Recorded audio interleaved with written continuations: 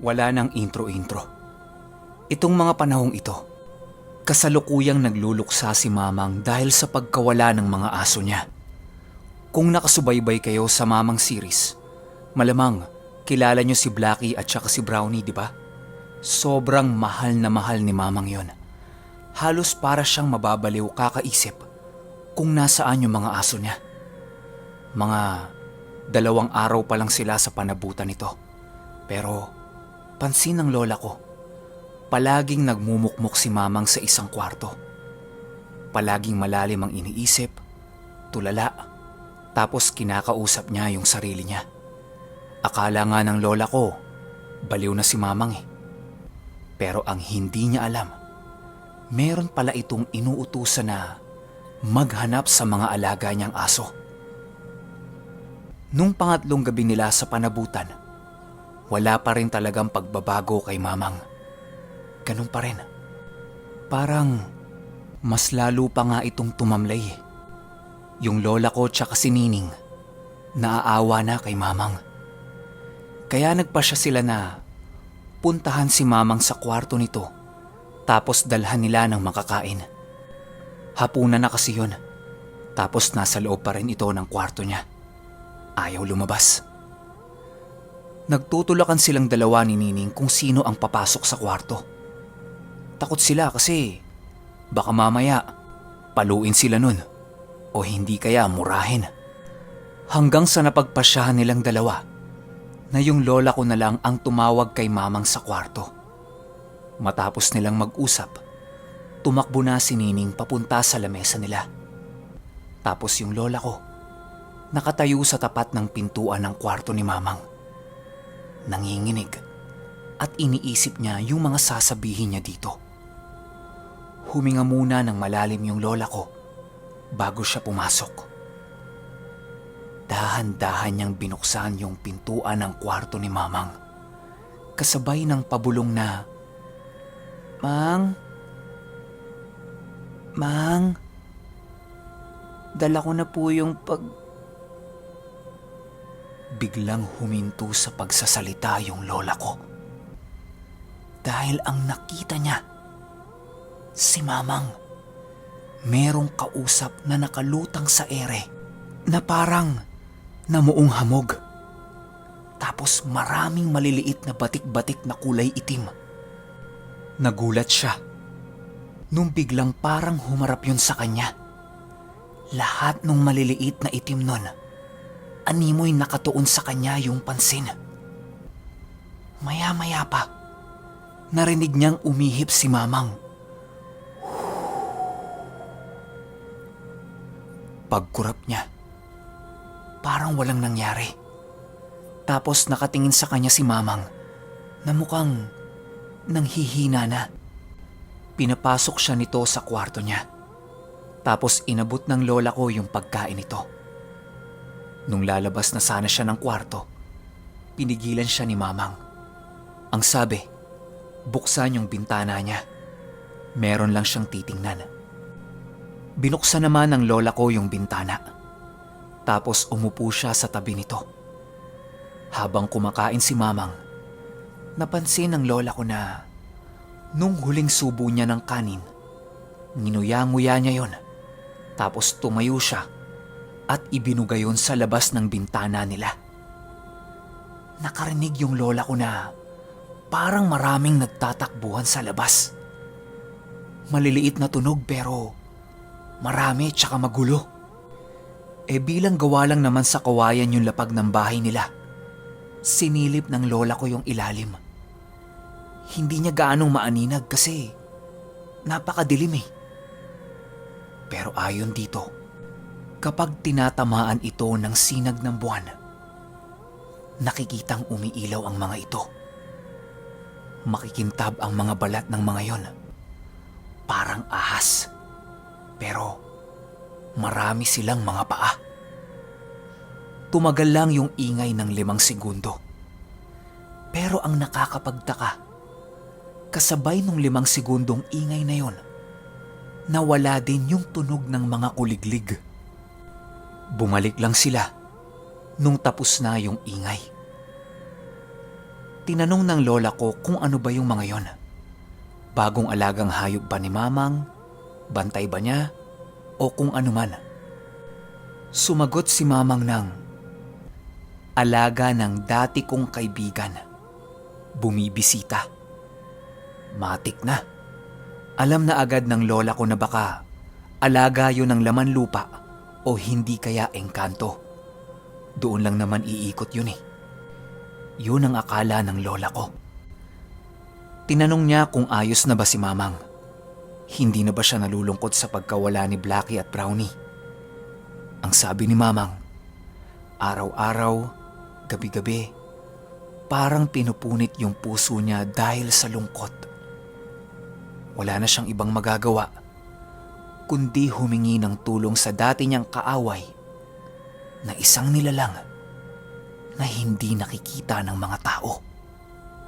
Ang sabi niya, siya na ang magpapakumbaba at siya na din ang unang gagawa ng galaw para makapag-usap sila ulit. Sa awa naman ng Diyos, dininig ng dati niyang kaaway yung pakiusap niya. Ang daming tanong ng lola ko kay Mamang nung gabing yun.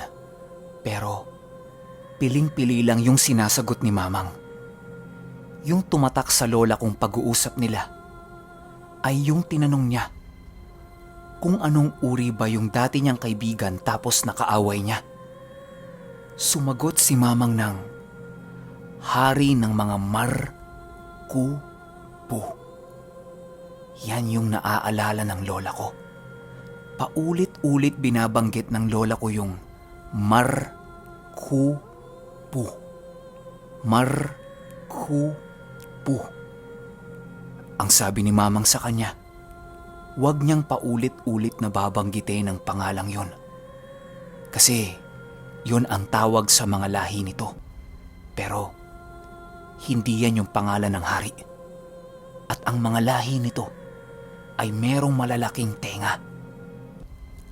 Kahit milya-milya ang layo sa kanila, kayang-kaya nila yung marinig. Sinabi din sa kanya ni Mamang na hindi yun ang eksaktong pangalan ng lahing yun. Ayaw niya lang banggitin yung totoong pangalan, kaya hinati-hati niya. Mamaya kasi, biglang bumisita yon sa bahay nila, tapos matakot silang lahat. Pinaliwanag sa kanya ni Mamang na yung mensahe ng kaibigan niya sa kanya ay ganito. Merong isa sa mga nakatirang bata sa bahay nila ang magtuturo sa kanya kung nasaan yung mga aso niya. Buhay pa yung mga yon, pero konti na lang at mababawian na din ang buhay. Hindi din matunto ng kaibigan niya yung eksaktong lugar, gawa ng kayang itago ng aswang ang presensya ng mga yon. Pero naririnig nila sa hangin yung pintig ng puso ng mga aso, gawa ng kilala nila ito. Kasama kasi ni Mamang si Blackie at Brownie nung mga panahong nagtuos sila nitong Mar-ku-pu. Bukas na bukas, makikita na niya yung dalawang aso niya. Sana lang, makinig sa hangin yung bata na magtuturo sa kanya kung nasaan yung mga yon. Nung marinig ng lola ko yan, kampanteng-kampante siya na siya yun. Pero hindi. Matapos nilang mag-usap, ang sabi ni Mamang, gigising siya ng maaga at mag-aabang na. Matapos ang usapan nila, kumain lang yung lola ko saglit, tapos natulog na siya. Nung kasalukuyan siyang natutulog, hindi siya mapakali sa higaan. Galaw siya ng galaw kasi hinahanap niya pa yung antok niya. Nung unti-unti na siyang nakakatulog, meron siyang narinig sa gilid ng tenga niya na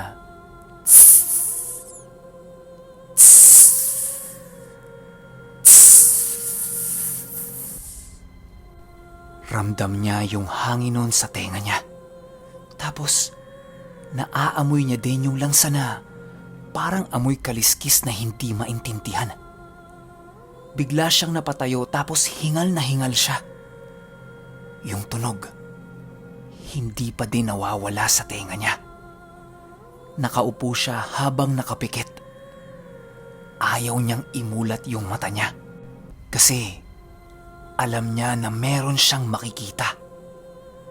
Paikot-ikot sa buong ulo niya yung tunog na tss, tss, tss.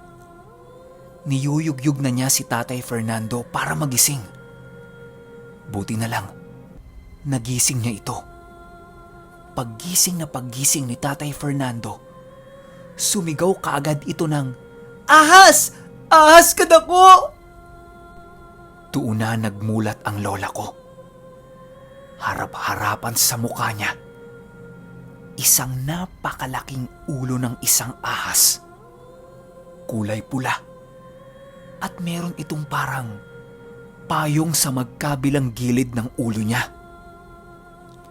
Bumuka ang bibig nito at akmang isusubo siya ng buo. Nang biglang, "Ning! Ning! Si Fernando!" Nagulat yung lola ko. Ang sabi niya, "Ha? Ano nangyari?" Umaga na pala nun. Isang masamang panaginip lang pala yung naging pangitain niya. Umupo siya para magmuni-muni. Tapos bigla niyang naalala. Ginising pala siya ni Nining dahil nag-aalala ito kay Tatay Fernando. Napatayo siya tapos tumakbo siya sa labas. Nakita niyang tumatakbo si Mamang, Nining, nanay niya at si Tatay Fernando. Humabol siya tapos tinanong niya si Nining kung anong meron. Ang sabi ni Nining sa kanya, si Tatay Fernando nakita si Blackie at Brownie nakatali sa patay na puno malapit sa ilog. Gulat na gulat yung lola ko. Yung sinasabi pala nung hari ng mga Markupo ay si Tatay Fernando. Nung makarating sila sa ilog, bumungad sa kanila yung dalawang aso. Sobrang papayat nito na halos wala ng mga laman. Mabuti na lang, malapit sa ilog yung puno na pinagtalian sa kanila. Kaya nakakainom sila ng tubig doon para mabuhay. Pero kung walang tubig, malamang matagal nang patay yung dalawang yon. Halos mabaliw si Mamang kakaiyak. Sobrang awang-awa siya sa mga aso niya. Lahat sila nag-iiyakan na din. Panay ang yakap ni Mamang sa mga aso niya. Yung dalawang aso naman niya, gustong-gustong ipakita kay Mamang na masaya sila kasi nakita nila yung amo nila eh. Pero wala. Sobrang hihina ng mga ito at tanging paggalaw na lang ng buntot ang nagagawa nila. Pero napansin ng lola ko na habang umiiyak si Mamang, meron itong dinudukot sa bulsa niya. Tumigil sa pag-iyak yung lola ko. Tapos kinalabit niya si Nining. Tinuturo niya yung kamay ni Mamang na nakapasok sa bulsa nito. Si Nining naman, walang nakikita. Nagpunas pa to ng luha para makita kung ano ba yung tinuturo niya. Pero wala talaga. Yung lola ko, nanatiling nakanganga at hindi makapaniwala sa nakikita niya. Nanginginig na siya dahil sa takot. Gusto na niyang tumakbo pero hindi siya makakilos sa kinatatayuan niya. Ang nakikita niya kasi nung mga oras na yon, isang maliit na parang puno yung katawan tapos merong kamay at paa. Meron itong hinuhulma na parang bilog tapos inilalagay niya yon sa bulsa ni Mamang. Mabilis ang pagkilos nun. Tapos habang ginagawa niya yon, wala itong humpay sa pagtawa. Parang baliw na hindi maintindihan. Nung nagtama ang paningin nila, bigla yung ngumiti sa kanya. Tapos tawa pa rin ng tawa. Hanggang sa dahan-dahan itong nawala sa paningin niya. Nung inangat ni Mamang yung kamay niya sa bulsa, nakita ng lola ko na meron itong hawak na maliit na itim na kahoy. 2 piraso yon. Sinubo niya kay Blackie at kay Brownie. Matapos isubo ni Mamang yon, nakita ng lola ko na tumigil sa paghinga yung 2 aso. Binuka ni Mamang yung mga bibig nito, tapos inihipan niya. Akala nila patay na. Maya-maya pa, biglang huminga ng mabilis yung 2 aso. Kinalagan ni Mamang yung mga alaga niya. Maniwala kayo o hindi, biglang nagtatatalon yung mga aso ni Mamang. Parang hindi sila tinali sa puno ng ilang araw. Tuwang-tuwa yung matanda nung araw na yon. Para siyang bumalik sa pagkabata niya. Pansin din ng lola ko, yung kaninang butot balat na mga aso ni Mamang naging malaman ulit. Para talagang walang nangyari. Matapos yan, nakita ng lola ko na nakaasinta ng tirador si Tatay Fernando sa tawid ilog. Ang sabi ng lola ko sa kanya, "Huy, mamaya makatama ka dyan eh." Sumagot si Tatay Fernando ng, "Oo, tatamaan ko talaga yung mga yan." Pagtingin ng lola ko sa tawid ilog, merong 2 lalaki at 2 matandang babae ang nakatitig sa kanila. Yung isang matanda doon, sobrang nakakatakot yung itsura. Halos sumayad na sa lupa yung buhok, tapos kulay puti. Nakatitig lang yun sa kanila habang bumubuka-buka yung mga bibig.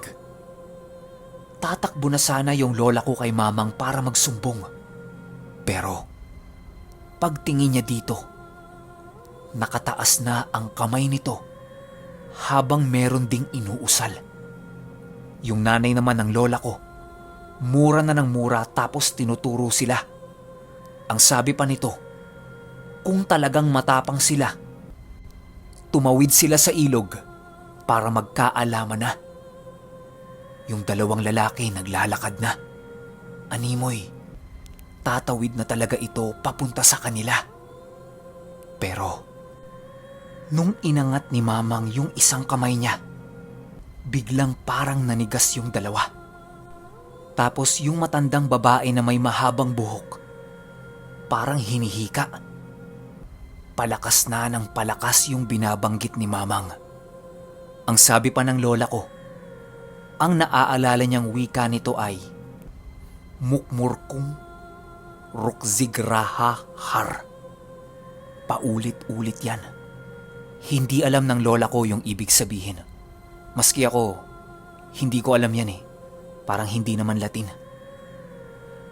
Pagbalik ng tingin ng lola ko doon sa mga nasa tawid ilog, naglalakad na ito papalayo. Pero yung isang matanda doon, nanatiling nakatitig sa kanila habang meron pa rin itong inuusal-usal. Nung nasa malayo na sila, sumigaw si Mamang. Ang sabi nito, "Kung nandito lang si Dadoy, patay kayong lahat." Matapos yan, pumulot ng bato si Mamang. Tapos meron siyang binulong sa bato at pinagulong niya yon sa ilog. Agad-agad tumakbo si Mamang doon sa patay na puno kung saan nila nakita yung aso niya. Umupo si Mamang doon. Idinikit niya ang tenga niya at nagsasalita ito na para bang may kinakausap siya doon sa loob ng puno. Sandaling-sandali lang yon ginawa ni Mamang. Tapos nagyaya na itong umuwi. Ang sabi niya, hindi magiging maganda ang pagtulog nila mamayang gabi. Yung mga nakita pala nila sa tawid ilog, mga inutusan lang yon. Yung pinakaulo ng lahi na yon, pupunta sa kanila mamayang gabi at susubukan silang pasukin. Kaya naman nalaman ni Mamang to. Yan yung sinabi sa kanya ng mga kaibigan niyang nagmamasid sa lahi na to. Dati na nilang nakainkwentro to. Kaya talagang markadong markado si Mamang. Ginamit lang yung mga aso niya para madala siya doon sa ilog at matansya ng lahing ito kung gaano sila karami sa bahay. Ngayong meron na silang ideya, alam na nila yung mga dapat nilang gawin. Gulat na gulat yung lola ko kay Mamang kasi parang nakikita na niya yung mangyayari sa kanila at tila ba alam na niya kaagad yung gagawin niya para kontrahin ang mga ito. Pero bakas sa mukha ni Mamang yung pag-aalala niya. Nung makarating na sila sa bahay, nakipaglaro muna si Mamang sa mga aso niya. Samantalang silang mag-anak, takot na takot kasi kayo ba naman, di ba? Sabihan na lulusubi na naman ang aswang sa gabi. Parang buong buhay nila, puro ganun na lang eh. Maski naman sino siguro, matatakot. Nagtanong si Tatay Fernando kay Mamang kung meron ba siyang bato na pwedeng ibala sa tirador niya para mabutas yung katawan ng aswang. Ang sabi ni Mamang wala siyang ganun, pero meron siya yung mapapaso yung aswang. Humingi si Tatay Fernando kay Mamang, pero ang inabot lang nito sa kanya, munggo. Ang sabi ni Tatay Fernando, "Mang, ay, ang liit naman ito. Paano ko sila masasaktan dito?" Hindi sumasagot si Mamang. Tuloy pa rin siya sa pakikipaglaro sa mga aso niya. Ang ginawa ni Tatay Fernando, niluto yung munggo tapos kinain niya. Makalipas ang ilang oras, nagtae si Tatay Fernando. Ang tanong ni Mamang sa kanya, asa na yung mga balang binigay niya? Sagot ni Tatay Fernando, niluto niya tapos kinain. Ayun, pinagpapalo si Tatay Fernando. Yun palang munggo na yun, merong kargang basbas ng mga kaibigan niyang engkanto. Mabuti na lang pagtatae lang ang inabot niya. Kasi kung iba yun, baka nabutas na yung bituka. Napalitan ng tawanan yung takot na nararamdaman nila nung mga oras na yon. Pero yung lola ko, namumukod tangi. Hindi kasi mawala-wala sa isip niya yung napanaginipan niya. Gusto niyang itanong kay Mamang yon. Kaso lang, nag-aalangan siya eh. Tsaka parang hindi pa magandang timing yon. Gawa ng busy pa si Mamang sa mga aso niya. Kaya nagpalipas na lang siya ng ilang oras at humanap ng magandang tiyempo. Hanggang sa tumungtong na ang hating gabi. Mga alas 7 pa lang yon. Sabay-sabay silang kumakain. Habang kumakain sila, huminga muna ng malalim yung lola ko. Tapos tinanong niya na kay Mamang yung napanaginipan niya. Biglang huminto si Mamang sa pagkain nito. Tapos tumitig sa kanya. Dahil ang kabilin-bilinan nito sa kanya, wag na wag ulit babanggitin yung pangalang sinabi niya sa kanya. Habang nag-uusap sila Mamang, takang-taka yung tatlo kung ano ba yung pinag-uusapan nila. Kasi wala naman silang ideya eh. Hanggang sa binanggit ni Mamang yung Mar Kupo. Okay, alam ko bitin yung kwento no. Tsaka nakakabuisit pag narinig nyo ako nagsalita ng okay, alam ko nabubuisit na kayo. Pero sorry guys, kailangan kong putulin yung kwento. Kasi mahaba pa to. May mga sorpresa pang paparating.